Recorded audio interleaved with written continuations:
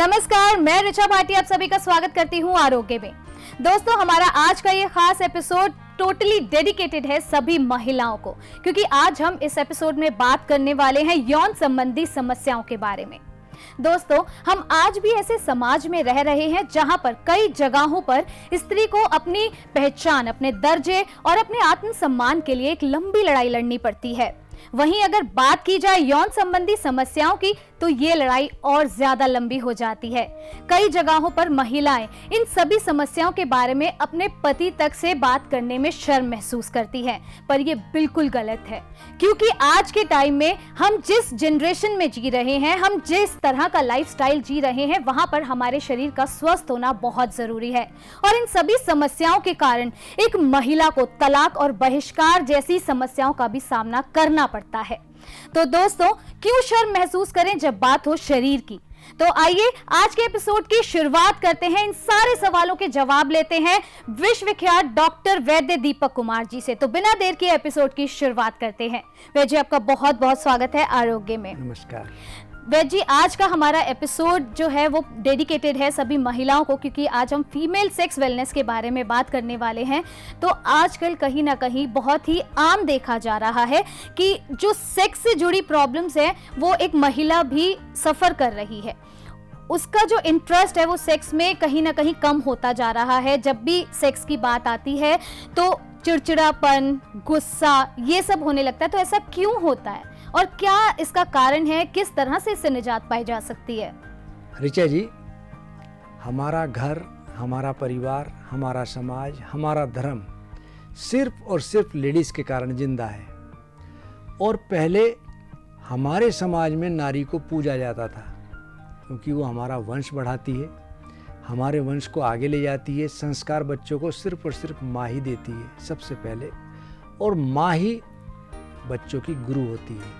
लेकिन बड़े दुख की बात है कि आज उसको वह सम्मान नहीं मिल पाता जिसकी वह पात्र है। मैं एक बार कहीं जा रहा था, मैंने एक कवि की कुछ लिखी हुई पंक्तियाँ थी जो पढ़ी, मुझे बहुत अच्छी लगी।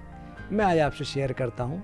पुरुष बनाया ईश ने, यह था प्रथम प्रयास। भगवान ने पुरुष को सबसे पहले बनाया, लेकिन नारी तो फिर तब रचा, जब ली कला तराश। जब उसने सारी कलाएं तराश ली, तब उसने नारी को रचा।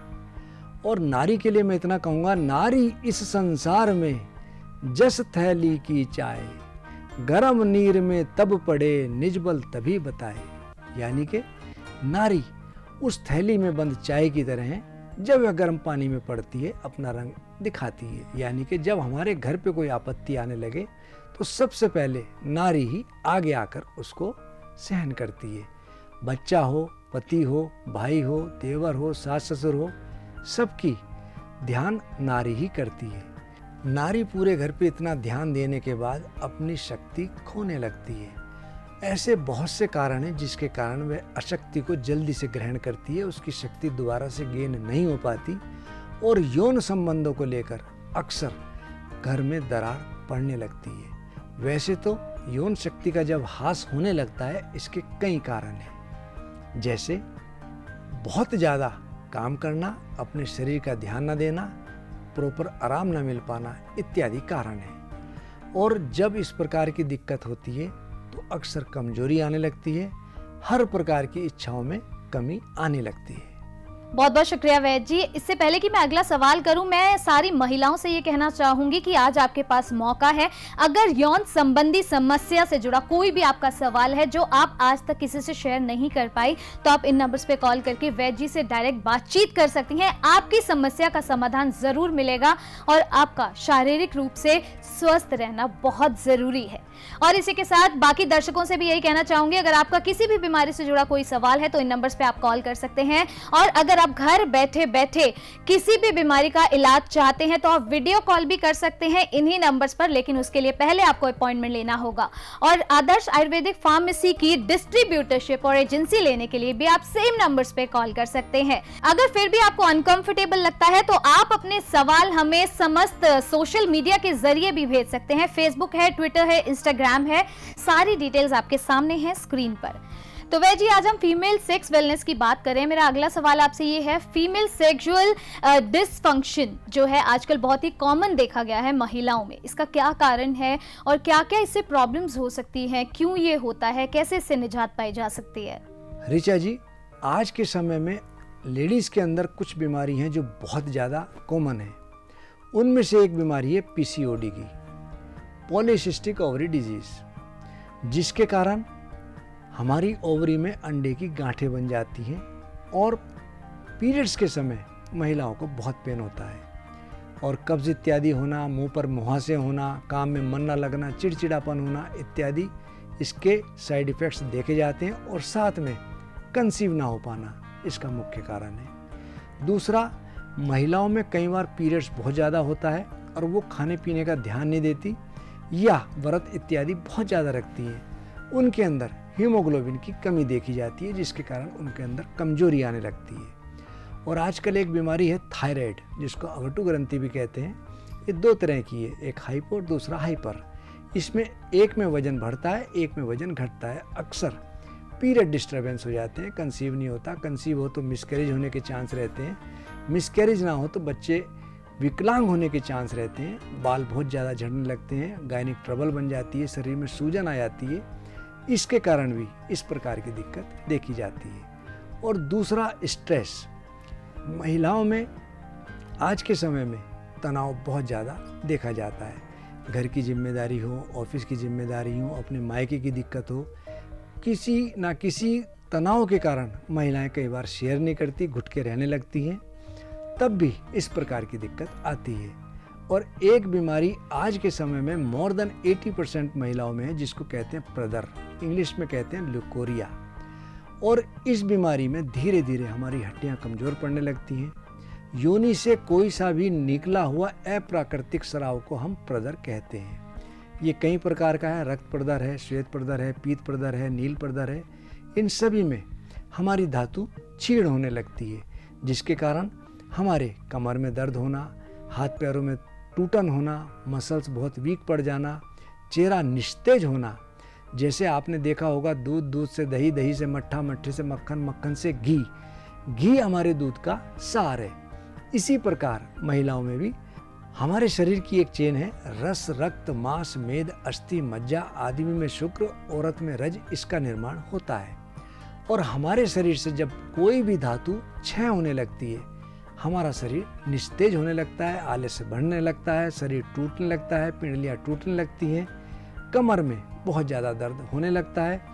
किसी भी काम को करने में हम आलस्य या कमजोरी महसूस करने लगते हैं। और अक्सर एक बीमारी और देखी जाती है अनवांटेड सेक्स की।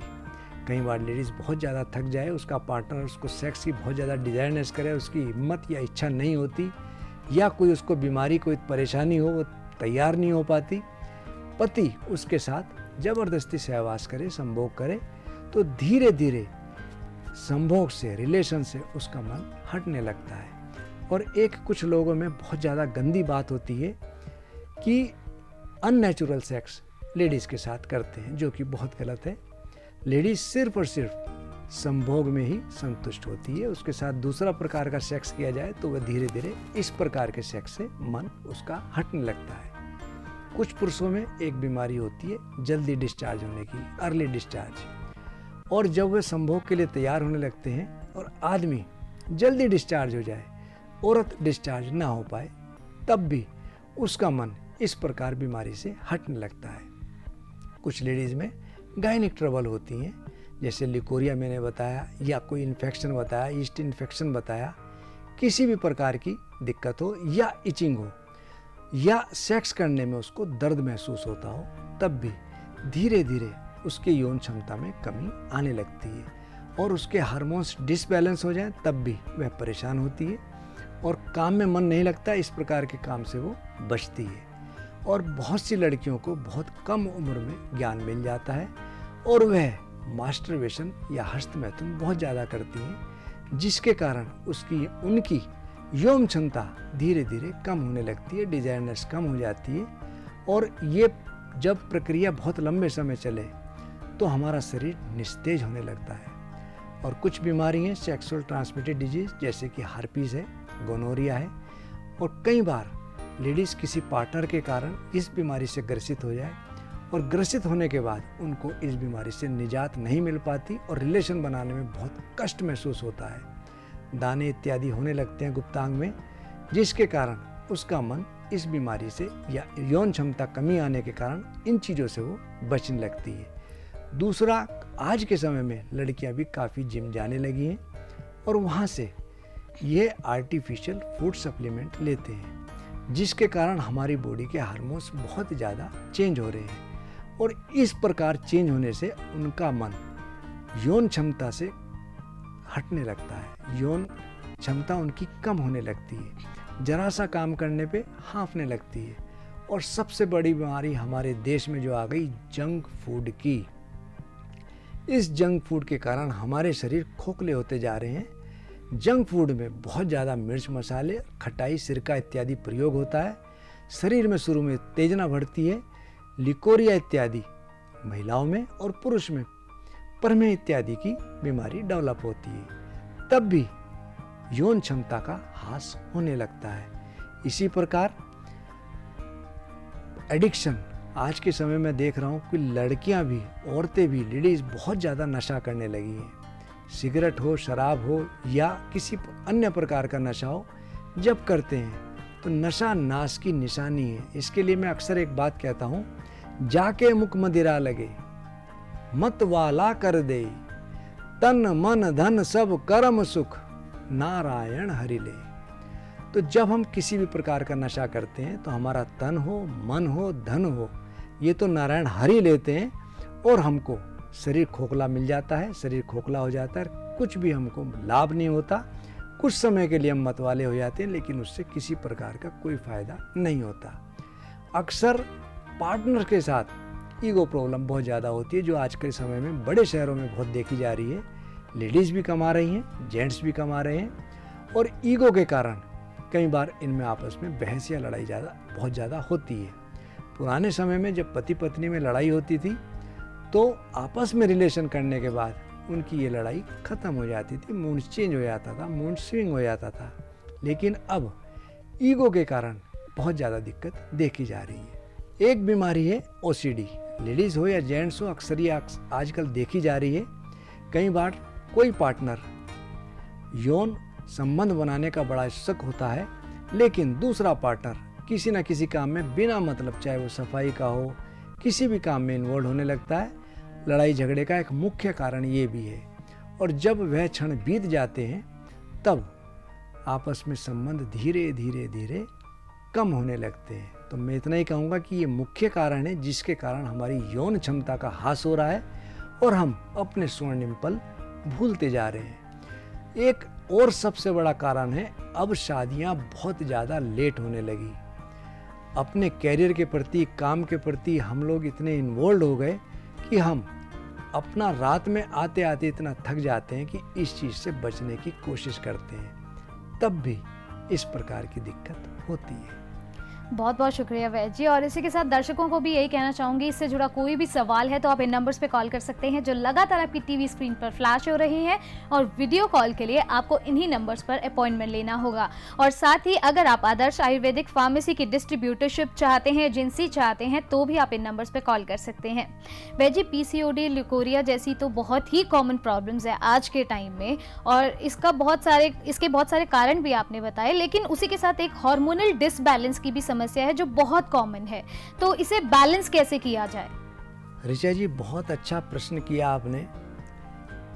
एक ट्रीटमेंट और दूसरा मैनेजमेंट। आज के समय में अक्सर क्या हो गया कि लोग बाग रात को बहुत ज़्यादा जागते हैं और दिन में अक्सर सो जाते हैं, या उनके सोने का मैनेजमेंट बिल्कुल ख़त्म हो गया, जिसके कारण हमारी जठराग्नि वीक पड़ने लगी।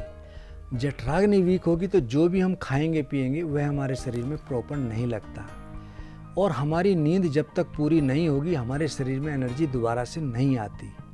और नींद के लिए मैं इतना कहूँगा, निद्रा तु सेवती काले धातु साम्यति निंद्रताम पुष्टि वर्ग बलोत्साह वन्य दीप्ति करोति च। यानी कि यदि हम दिन में शयन करें तो हमारा जो ओज शक्ति है उसका क्षय तो होता ही है, और हम रात्रि के दूसरे पहर में सोएं और चौथे पहर में यानी कि सुबह 4 बजे उठ जाएं, तो हमारा बल, वीर्य या औरत में ओज शक्ति बढ़ती है, आलस्य दूर होता है और बॉडी के जितने भी हार्मोन्स हैं, हार्मोनल ग्लैंड्स हैं, वो एक्टिवेट होते हैं और हार्मोन्स प्रॉपर होने लगते हैं। और अक्सर लेडीज़ के साथ क्या है कि व्रत बहुत ज़्यादा हो गए, पूजा में बैठे हैं या पति के लिए, ससुर के लिए, घर के लिए बहुत ज़्यादा नाश्ता बनाने में भूख लग रही है, खा नहीं पा रहे, क्योंकि ये कुछ अधारणीय वेग हैं। लैटिन आ रही है, कर नहीं पा रहे, पेशाब आ रहा है, कर नहीं पा रहे, भूख लग रही है, खा नहीं पा रहे, प्यास लग रही है, पानी नहीं पी पा रहे। इनको रोकना नहीं चाहिए। जब भी हमको जो वेग धारण हो उसको तभी ठीक कर लेना चाहिए।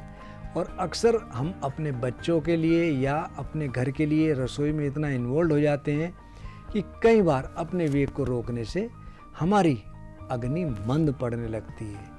अग्नि मंद पड़ने के बाद हमारी बॉडी के जितने भी ऑर्गन्स हैं धीरे धीरे धीरे वीक पड़ने लगते हैं।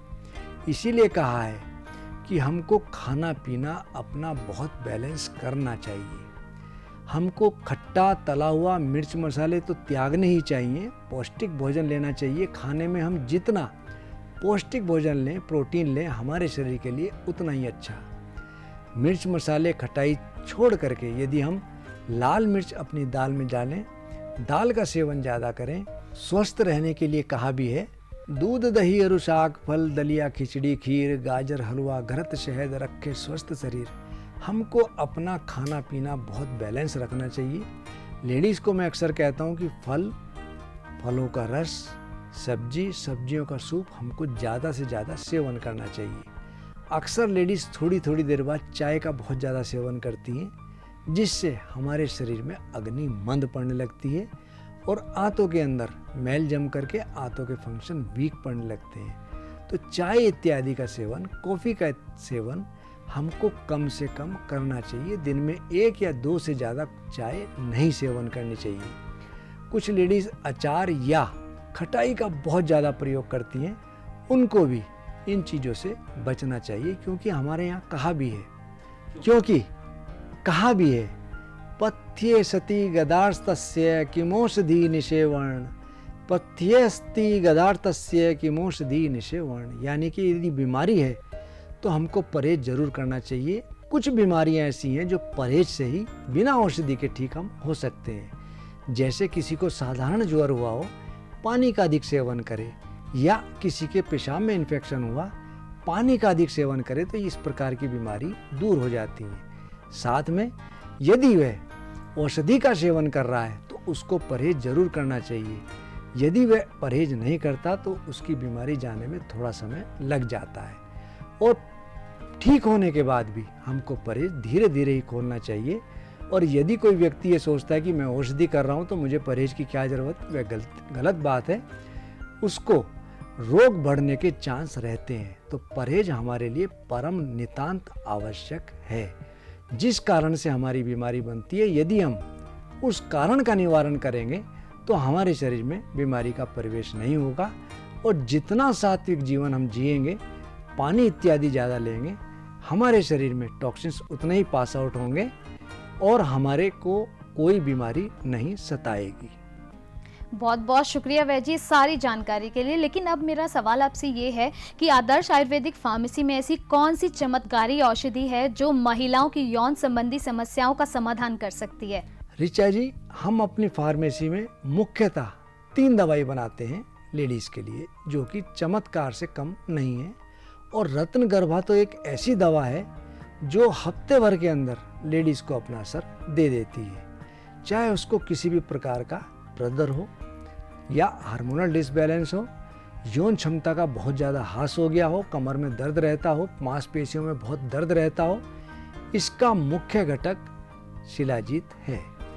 और शिलाजीत के लिए कहा भी है, न सो अस्ति रोगा भुवि साध्य रूप शिलावेहम यन्न जयते प्रसज्ञ। यानी कि संसार में ऐसा कोई रोग नहीं है जो शिलाजीत के विधि पूर्वक, नियम पूर्वक सेवन से दूर ना होता हो।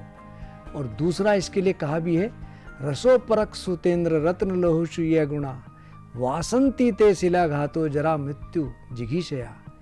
यानी कि हम नियम पूर्वक विधि पूर्वक शिलाजीत का सेवन करें तो अकाल मृत्यु को प्राप्त नहीं होते।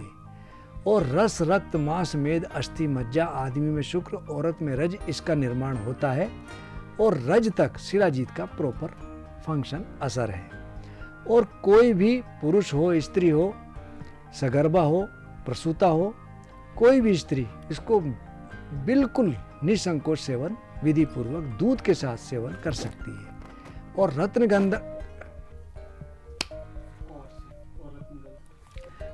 रत्नगर्भा के अंदर बंसलोचन, बांस के अंदर जो एक बीच गांठ के अंदर बंसलोचन जमा होता है, प्योर कैल्शियम है। बंसलोचन मार्केट में 2 तरह का है, एक कैल्शियम सिलिकेट, ये डुप्लीकेट है। असली बंसलोचन 1500 रुपये के लगभग है और ये अपना शरीर में जाने के बाद असर दिखाता है। प्योर कैल्शियम होने के कारण ये हड्डियां भी मजबूत करता है। गूगल जॉइंट्स में या कहीं दर्द हो रहा हो उसके लिए अमृत तुल्य है। त्रिकटु यानी कि सौंठ, काली मिर्च, पीपल इत्यादि का इसके अंदर घटक है।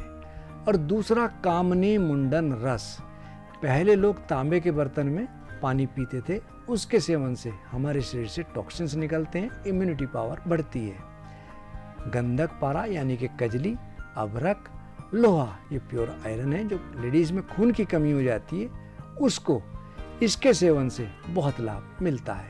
लौह भस्म, शीतल मिर्च, त्रिकटु यानी कि सौंठ, काली मिर्च, पीपली, एलोवा जिसको घी कुआर का सत भी कहते हैं, इसको मुसब्बर भी कहते हैं। और सफ़ेद कटैली इसका मुख्य घटक है, इसको छोटी कटैली भी कहते हैं। ये लक्ष्मणा का अल्टरनेट है।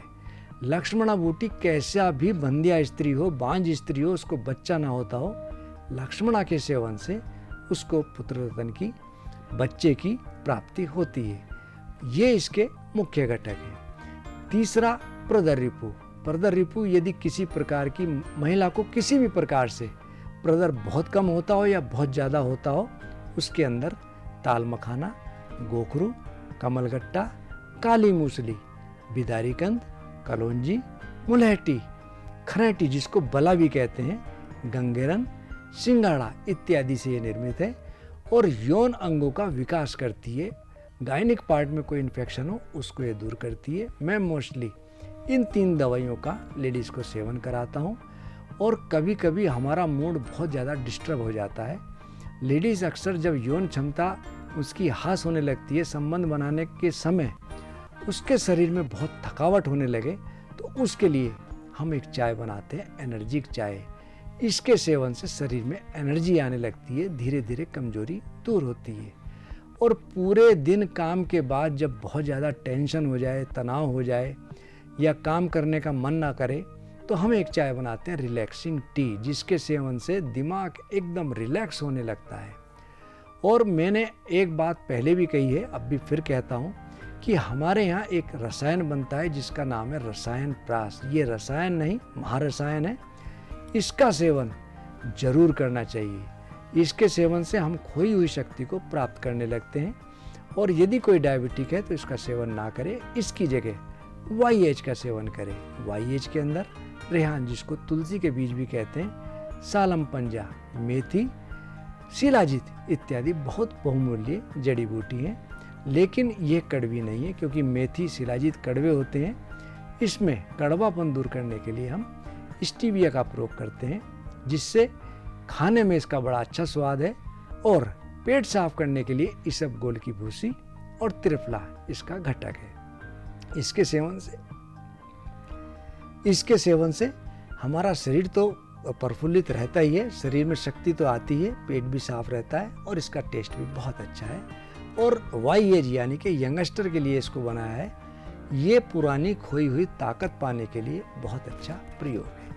तो यदि इनका हम प्रयोग करते रहें तो मैं कह सकता हूँ कि किसी भी प्रकार की यौन क्षमता का हास हो, शरीर में कमजोरी हो या कोई गायनिक ट्रबल हो, धीरे धीरे दूर होने लगती है। बहुत बहुत शुक्रिया वैद्य जी। वैद्य जी, क्योंकि समय ने हमें यहीं तक इजाज़त दी थी, हमें अलविदा कहना होगा हमारे दर्शकों को, तो जाने से पहले आपका चमत्कारी दोहा हो जाए। जी ऋचा जी, अभी मैंने रत्न गर्भ और कामनी के बारे में बताया, कामनी मुंडन।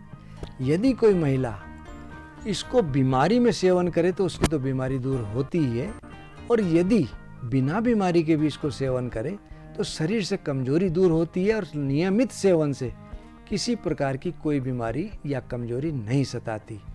रत्न गर्भा संग कामनी, दुग्ध संग अनुपान, दुर्बलता सतवर मिटे, वैद्यों का आख्यान। यदि हम इसको नियमित सेवन करते रहें तो हमारे शरीर से, खास तौर से महिलाओं के लिए कह रहा हूँ, उनके शरीर से दुर्बलता यानी कि कमजोरी नष्ट होती है। बहुत बहुत शुक्रिया वैद्य जी, आप यहाँ पर आए और इतनी अच्छी जानकारी हमारे दर्शकों के साथ शेयर की। Thank you so much.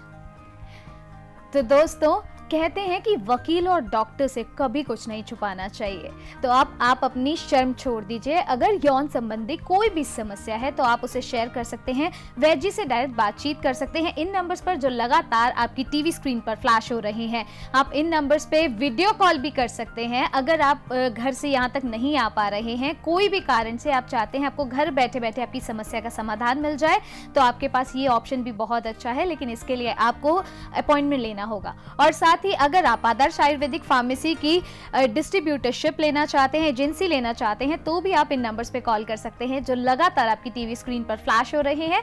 आप अपने सवाल हमें सोशल मीडिया के जरिए भी भेज सकते हैं। बहुत सारे ऑप्शंस आपको दिए गए हैं, डिटेल्स आपके सामने हैं। फिलहाल वक्त हो चला है हमारे जाने का, आपसे फिर से होगी मुलाकात। तब तक के लिए अपना ख्याल रखिएगा। नमस्कार।